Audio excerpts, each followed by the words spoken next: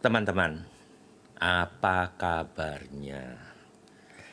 Gimana nih minggu ini? Apa sedang banyak kesibukan?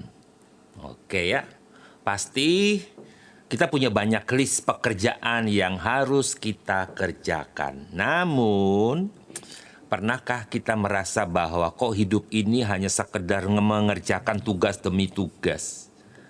Jadi ketika kita melihat list panjang kita, jam sekian harus ke sini, jam berikutnya sudah ditunggu orang, jam berikutnya ada kunjungan, jam berikutnya kemana lagi, pokoknya sampai kita lelah hanya karena mengerjakan list tugas kita sepanjang hari.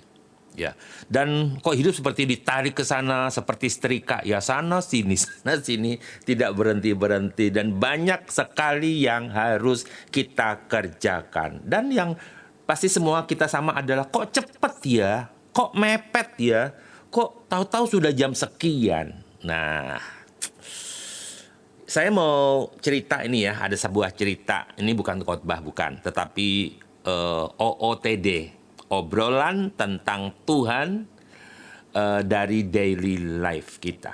Jadi hidup kita sehari-hari pokoknya tetapi ada tentang Tuhan juga. Mungkin saudara pernah dengar cerita tentang ketika Yesus mengumpamakan kerajaan surga itu, kerajaan Elohim itu, seperti seorang tuan rumah, orang kaya yang mengadakan pesta besar sekali.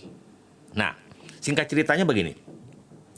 Di sebuah kota, hiduplah seorang yang sangat kaya raya dan dermawan.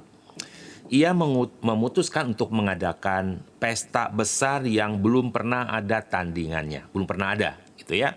Nah, ini bukan sekedar makan bersama atau perjamuan, tetapi benar-benar mewah, disiapkan sedemikian rupa dengan segala detil-detilnya. Hidangan pasti lesat, top markotop, berlimpah. Mungkin juga musik, live musik yang disiapkan pasti. Kemudian suasana yang meriah, indah, dekorasi, dan semua. Sampai ke detail-detail kecil pun dipersiapkan. Jadi, akhirnya sang tuan rumah dengan sukacita mulai mengundang. Siapa yang diundang? Teman-teman karibnya, orang-orang terhormat di kota itu, sanak saudaranya. Dan undangan ini sudah dikirim jauh-jauh hari. Dan mereka berkata, kami akan datang, kami akan datang. Itulah undangan pertama sudah disampaikan dan mereka berkata kami akan datang. Nah, tibalah hari yang dinanti. Pada hari H, semua persiapan sudah selesai, rampung. Hidangan tertata di meja. Wah, pelayan sudah bersiap semua berdiri di tempatnya. Dan tuan rumah dengan gembira mengutus kembali hamba-hambanya untuk menjemput para tamu undangan. Ya. Dan isinya adalah, mari semuanya sudah siap, silakan datang kami jemput, kata para hamba-hambanya. Namun alangkah terkejutnya dan kecewanya tuan rumah ketika para hamba itu pulang satu persatu karena tamu-tamu yang diundang mulai mengirimkan alasan penolakan mereka. Yang pertama bilang begini, maafkan saya Tuan, sampaikan kepada Tuanmu, saya baru saja membeli sebidang tanah dan saya harus pergi melihatnya. Dan mohon dimaafkan, gitu ya. Ini alasan pertama. Yang kedua, alasan kedua seperti ini, seorang dijemput dan dia berkata, maafkan, sampaikan maaf saya kepada Tuanmu, saya baru membeli 5 pasang sapi dan saya harus pergi mencoba dan mengujinya segera. Maafkan saya tidak bisa datang. Dan yang ketiga punya alasan, saya baru saja menikah dan oleh karena itu saya tidak dapat datang. Nah, akhirnya tuan rumah ini merasa kecewa, marah, hatinya hancur, kehormatannya dan kemurahan hatinya ditolak begitu saja. Pesta besar yang sudah disiapkan dengan susah payah terancam sia-sia. Nah, dengan kemarahannya, ia berkata kepada hamba-hambanya, pergilah secepatnya ke jalan-jalan, ke gang-gang kecil di kota ini, carilah dan ketemukan siapa saja yang kalian jumpai. Orang miskin, orang cacat, orang lumpuh, dan orang buta, ajak mereka semua ke pesta ini, penuhilah rumahku. Mungkin terkesan agak aneh menurut para pelayan. kok sekarang yang diundang itu bukan orang-orang terhormat, tapi orang-orang kecil, ya kaum marginal yang terpinggirkan. Nah, saya ingin mengajak kita berinteraksi nih ya. Coba kalau Anda menjadi tuan rumah, gimana perasaan Anda? Kecewa nggak sih? Ya pasti kecewa. Saya pun kalau jadi tuan rumah, saya super duper kecewa. Ditunggu responnya begitu. Nah, jika kalian jadi tamunya sekarang, saya balik. Kira-kira alasan apa yang mungkin bisa dipakai? Ngaku deh. Aduh sorry, saya ada kerjaan, saya ada tugas, sorry, saya lagi mau ke sini, saya mau ke... pokoknya banyak sekali alasan kita. Nah, sekarang saya mencoba mengajak kita ke makna daripada kisah tadi. Ternyata alasan-alasan itu dikatakan semua penting. Dan alasan penting mereka membuat mereka ketinggalan dan tidak mengikuti pestanya. Rumah Tuhan itu akhirnya diisi oleh orang-orang lain. Yang miskin, yang sakit, yang cacat. Nah, sebenarnya ini adalah gambaran sebenarnya. Ini adalah apa yang dikatakan Yesus tentang gambaran orang Israel, pemimpin Yahudi, ahli Taurat, pemimpin-pemimpin Yahudi yang menolak undangan Tuhan. Dan Yesus akhirnya mengundang mereka-mereka yang merasa miskin, lapar, haus, cacat, sakit, dan lain sebagainya. Penting dan mendesak. Atau saya katakan penting versus mendesak. Nah, ini kan kita akan lihat banyak sekali orang yang jago ngeles untuk memberi alasan. Jika dia tidak hadir, dia tidak datang, dia tidak ikut, dia nggak mau ikut rapat, dia tidak ikut acara, dan lain sebagainya. Dan mungkin juga tidak mau ikut ibadah di gereja. Nah, banyak orang jago ngeles gitu ya, menghindar. Dari cerita ini tadi, kita mulai belajar tentang penting, urgent, ya. Penting dan urgent, penting dan mendesak. Ini jebakan yang paling sering terjadi dalam hidup kita sehari-hari. Nah, saya mencoba menjelaskan kepada kita tentang mendesak dan penting, atau penting dan mendesak. Kalau penting dan mendesak itu banyak contoh. Misalnya, besok sudah deadline, ya. Kalau nggak kelar, DO, drop out. Pasti kita kerjain. Karena masih ada besok. Gitu ya. Ini penting dan kita harus segera mengerjakannya. Ini penting. Transfusi darah. Karena darah kurang. Segera cari donor. Penting, mendesak. Maka kita segera cari donatur, donor-donor darah. Gitu ya. Orang kena sakit, kemudian orang kecelakaan, ya, orang harus bayar utang, sudah jatuh tempo. Ini penting dan mendesak, gitu ya. Ada juga penting tapi tidak mendesak. Misalnya, olahraga itu penting, ya, kan nggak mendesak, nggak apa-apa, besok, lusa, oke deh. Baca Alkitab penting, tapi kan nggak terlalu mendesak menurutmu, gitu ya. Tapi banyak orang yang udah nggak apa-apa, nanti sore lah, besok baca ya. Yang kita berkata, siapa yang sudah baca firman? Angkat tangan, cuma 3 orang. Yang 20? Belum. Ya udah, kalian akan baca berikutnya ya. Seperti itu. Nah, besok saja deh, entar malam deh, gitu ya. Karena kita merasa penting tapi tidak mendesak. Yang ketiga itu, ya, nggak penting tapi mendesak. Nah, ini aneh. Tidak penting tapi mendesak. Adakah yang nggak penting tapi mendesak? Ada. Seringkali itu dia menghambat kita dan mempengaruhi konsentrasi perhatian kita. Ketika banyak kring gitu ya. Ketika email masuk, ketika notifikasi WA masuk gitu ya. Ketika ada FYP lewat gitu di beranda kita. Ketika kita lihat ada iklan muncul gitu. Kita mulai scroll mencari apa yang kita lagi bingung. Ya, itu notifikasi HP yang berbunyi, grup chat yang di grup gitu yang rame-rame, gosip terbaru, rasanya sih nggak usah direspon sih, walaupun itu mendesak gitu ya. Kan tining gitu bunyi-bunyi gitu ya. Jadi kadang ini buang-buang waktu, benar loh. Ini buang-buang waktu dan kadang-kadang nggak ada manfaat buat hidup kita. Seolah-olah penting, padahal tidak. Seolah-olah mendesak, padahal tidak itu.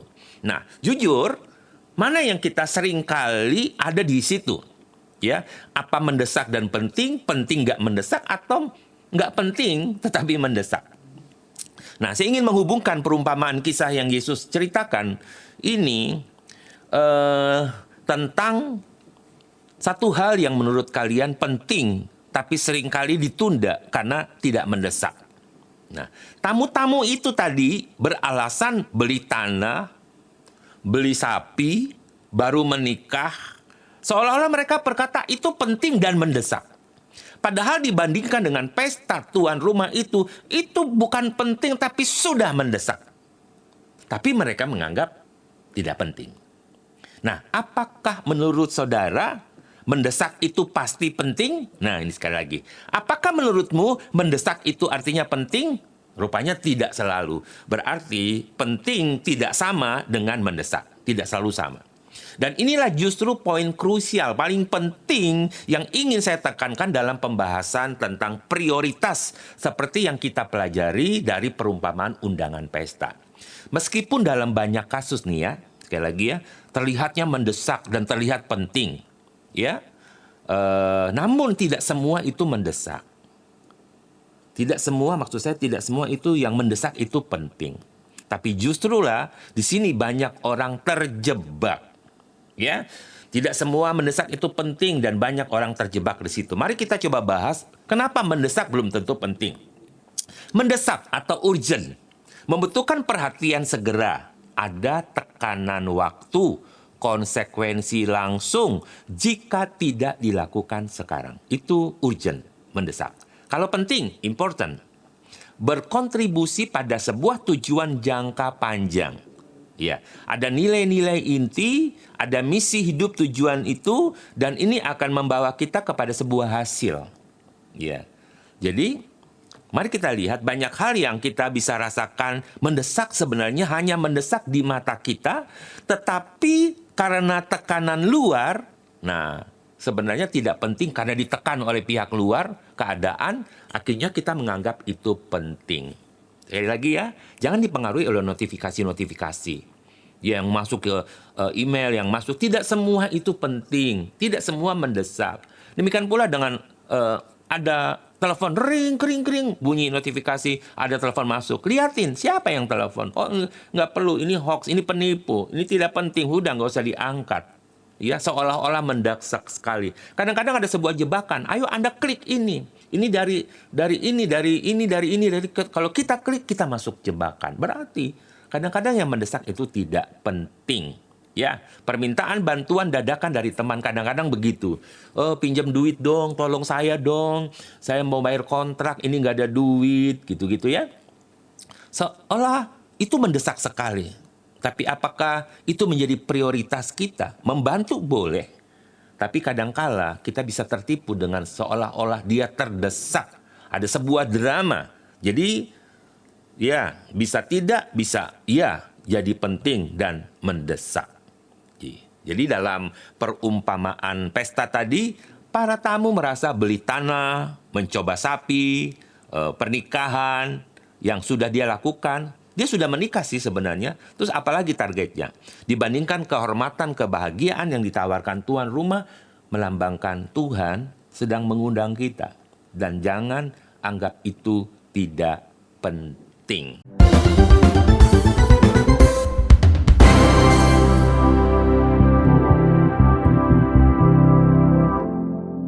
Ya, hal-hal yang mendesak tapi tidak penting.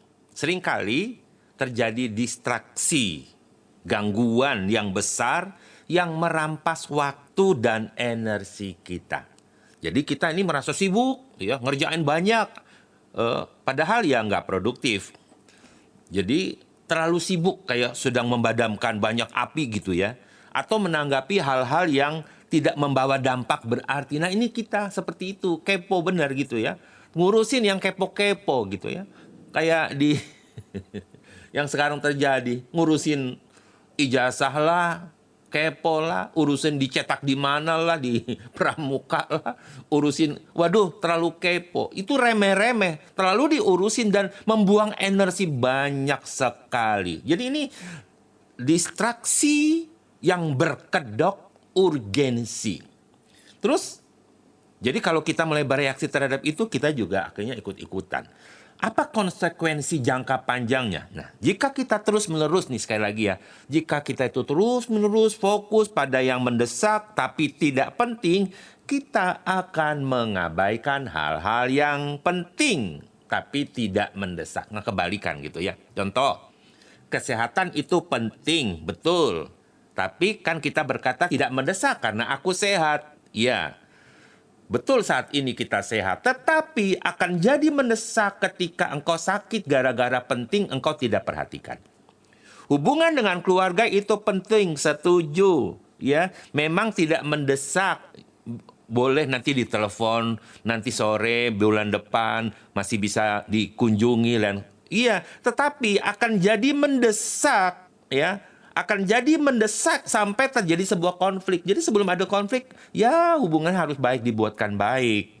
Jadi sama dengan waktu pribadi dengan Elohim, intimasi dengan pribadi, dengan Tuhan, beribadah, berdoa, baca firman. Penting-penting, tapi orang berkata kan tidak mendesak, kan masih bisa minggu depan. Oke deh, ya oke deh. Sampai Anda kering rohani, bangkrut, jatuh sakit, baru mau cari Tuhan. Ya, jangan dong, jangan gitu dong ya. Ini akan ada akibat-akibat yang penting yang lambat laun akan berubah menjadi mendesak. Dan kalau sudah menjadi mendesak itu jadi krisis dan kritis. Ini akibat penundaan. Yang penting tidak mendesak, ditunda-tunda, jadi mendesak, krisis, kritis. Jadi penting untuk diingat ya, mendesak itu tidak sama dengan penting. Sesuatu yang mendesak mungkin penting tetapi juga bisa tidak penting. Tetapi sesuatu yang penting mungkin mendesak tetapi seringkali tidak mendesak. Dan disinilah kita yang harus belajar menata mindset kita. Jadi kunci dari manajemen prioritas kita yang baik adalah kemampuan kita membedakan antara kedua hal ini. Ya, fokus pada waktu serta energi kita pada hal-hal yang benar-benar penting. Bahkan jika saat ini saudara belum merasa mendesak, terutama menempatkan undangan seperti sebuah hubungan dengan Tuhan, ya, jangan menganggap itu tidak penting atau tidak mendesak. Jadi tetap untuk dikelola. Berdoa penting. Ya, baca firman penting, beribadah penting. Jangan dianggap tidak penting, ya. Jadi dan kerjakan semua dengan baik, disiplin dan teratur. Waktu Tuhan itu tidak pernah terlambat. Setuju ya? Waktu Tuhan itu tidak pernah terlambat. Yang terlambat siapa? Kita yang suka menunda. Sekali lagi, Tuhan tidak pernah terlambat. Yang terlambat kita karena suka menunda. Sebelumnya itu penting, bisa tidak mendesak, kita nunda sampai terdesak baru kita mau. Sama seperti itu. Sakit sudah terdesak baru cari Tuhan. Ya, sudah parah baru mau cari obat. Ya, sudah kebelet sakit perut baru mau cari di mana itu? Di mana? Dan bingung, kita bingung, ya. Nah, ada lagi nih insight yang lumayan dalam ya. Siapa yang sebenarnya terlambat? Kalau Tuhan tidak pernah terlambat, berarti yang suka terlambat itu kita, ya. Kok Tuhan lambat ya menjawab doa saya? Kok rencananya beda dengan timeline kita? Ya, bukannya telat Tuhan itu, karena waktu Tuhan itu pasti yang paling terbaik, paling pas, paling cocok, paling sempurna. Karena di dalamnya itu ada tujuan yang besar. Ingat ketika Lazarus mati, Tuhan tidak terlambat. Ya. Sekalipun menurut Marta Maria terlambat, Tuhan tidak terlambat karena ada sesuatu yang dia kerjakan, sebuah tujuan besar, membangkitkan, menghidupkan Lazarus. Nah, poinnya adalah kalau kita sabar menunggu Tuhan dan mengerjakan semua dengan baik dan benar, kita tidak akan menyesal. Malah akhirnya kita bilang, oh pantesan ya kita seperti ini, Tuhan ajar kita begini, kita dididik Tuhan seperti ini, ya. Rupanya baru kita sadari, gitu ya. Nah, ini dia. Kita sering banget telat mikir, telat bereaksi, telat bekerja, telat bangun, telat datang ibadah. Ayo, siapa di antara Anda yang kalau ibadah tuh suka terlambat? Selalu terlambat. Kalau sudah mau pulang duluan, tapi kalau datang terlambat. Ya. Jangan menunggu jadi krisis atau kritis. Kita tidak akan menyesal, tetapi justru ketika kita merespon panggilan Tuhan, ya kita akan mempunyai kesempatan yang luar biasa baiknya. Kenapa? Karena jika kita salah prioritas, ya lebih memilih yang mendesak tapi palsu daripada yang penting atau kekal, kita akan menyesal. Jadi poinnya hasilnya penyesalan para tamu undangan yang pertama itu menyesal karena tidak datang di pesta. Mereka kehilangan kesempatan emas. Jadi kesimpulan dalam obrolan santai kita Obras pada kali ini adalah mari kita berkomitmen ya. Ya, kalau kita sudah dimerdekakan dengan kemerdekaan sejati, ya, apa yang bisa saya dapatkan dari obrolan ini? Undangan Tuhan, ya, undangan Tuhan itu paling penting dalam hidup kita dan secara rohani itu juga mendesak karena kita tidak tahu kapan kesempatan itu berakhir. Jangan sampai kita melewatkan karena kesibukan duniawi, hanya karena mau berinvestasi, pekerjaan, keluarga, mau coba ABCD, ya akhirnya kita melewatkan kesempatan emas. Kemerdekaan dalam Kristus kita bersyukur ya. Kita sudah merdeka di dalam Kristus. Kita punya kuasa untuk mengatur prioritas kita. Ada Roh Kudus dalam hidupmu yang akan membantu Anda mengatur prioritas sehingga kita tidak diperbudak gitu ya. Aduh, diperbudak gitu ya. Tidak enak diperbudak. Itu dijajah oleh keharusan dunia yang mendesak kita seolah-olah mendesak padahal itu tidak penting. Teman-teman, saya ingin mengajak kita berkomitmen. Setiap hari itu adalah kesempatan. Kesempatan untuk hadir sepenuhnya, kesempatan untuk mengasihi, kesempatan untuk memilih. Karena Tuhan itu selalu ada. Dia selalu menunggu kita, pestanya pesta sukacita. Dan pasti terjadi. Tapi seringnya kita mulai sibuk sendiri dan hal-hal lain yang tidak penting itu mengganggu kita. Sehingga kita terbuang energi kita. Obras hari ini saya berharap jadi cermin buat kita. Cermin ya. Apa benar-benar kita sedang menjadikan prioritas kita penting dan tidak mendesak menjadi prioritas utama kita. Supaya ketika mendesak kita sudah siap. Kita sudah dapat mengerjakan semua persiapan kita dengan baik. Jadi sekarang mari kita tertuju kepada kerajaan Elohim, kerajaan surga, supaya kita tidak nyesel. Tuhan kita, Tuhan yang setia, yang memberikan kepada kita waktu yang terbaik di waktu yang tepat. Terima kasih sudah sharing dan juga ngobrol-ngobrol pada hari ini. Tuliskan komen Anda jika Anda diberkati, bagikan kepada banyak saudara, sehingga mereka juga mendapatkan pemahaman yang baru tentang prioritas, penting dan mendesak. Sebelum saya akhiri, mulailah sekarang tentukan 1 atau 2 hal penting tetapi yang sering ditunda. Apa saja yang sering ditunda dan itu penting sehingga harusnya kita belajar hari ini. Mungkin waktu pribadi sama Tuhan sering tertunda. Mungkin telepon dari orang tua tertunda. Mungkin olahraga teratur tertunda. Ya yuk, coba mulai prioritaskan itu. Kita pilih untuk hidup dan hidup yang punya tujuan, bukan yang mengikuti arus dunia. Jaga prioritas, jangan sampai ada penyesalan di kemudian hari. Tuhan Yesus memberkati. Amin.